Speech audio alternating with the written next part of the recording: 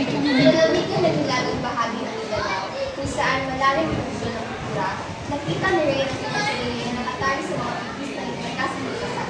Ang kanyang ama na kilala bilang isang Pilipino, isang respetadong taong komunidad, ay matagal na nagplano ng pakasal niya si Rhea sa anak babae ng kanyang mga kaibigan na si Maika. Ang pagsama-sama ay nilayon upang palakasin ang ugnayan sa pagitan ng kanyang mga kapatid.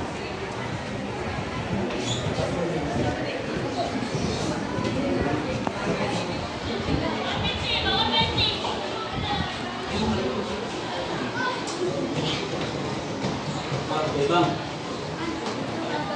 kailan ba tayo magpapakasal? Kailan ba tayo magpapakalam sa pamilya?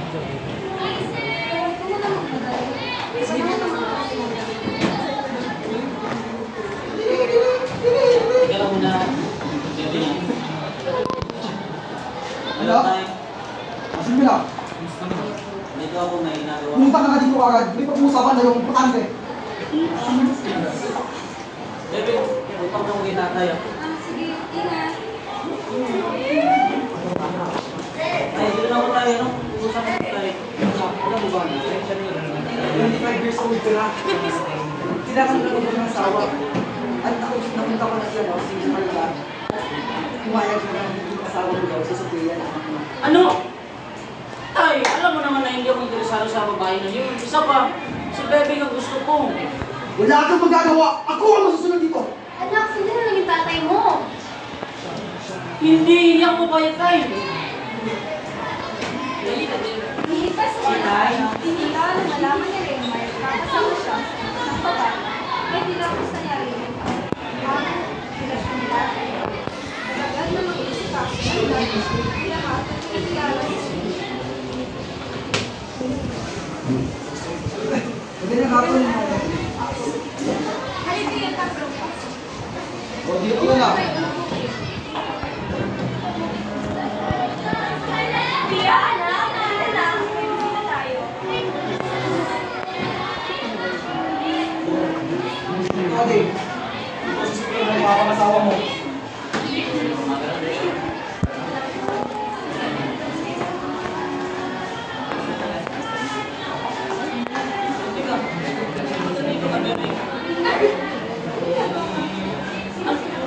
Tay, ano mo, Tay? Ang ba sinasabi mo mapapakasawa mo? Isang natulong lamang. Isang napakahilayan sa pangalan mo at pilihan ko. Tay, Sinusubukan. hindi ako papayag di maling mahirap sa tayo siyang mga Tay. Makinig ka na sa babat mo! Kanina ka pa, kahapon ka pa, sinasabi ko sa'yo, si Sophia ang mapapangasawa mo. Tay! Katulong ko na kayo.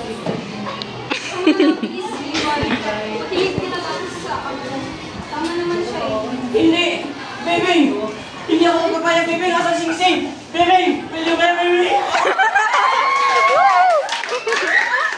Teka lang! Ano to? Siyempre.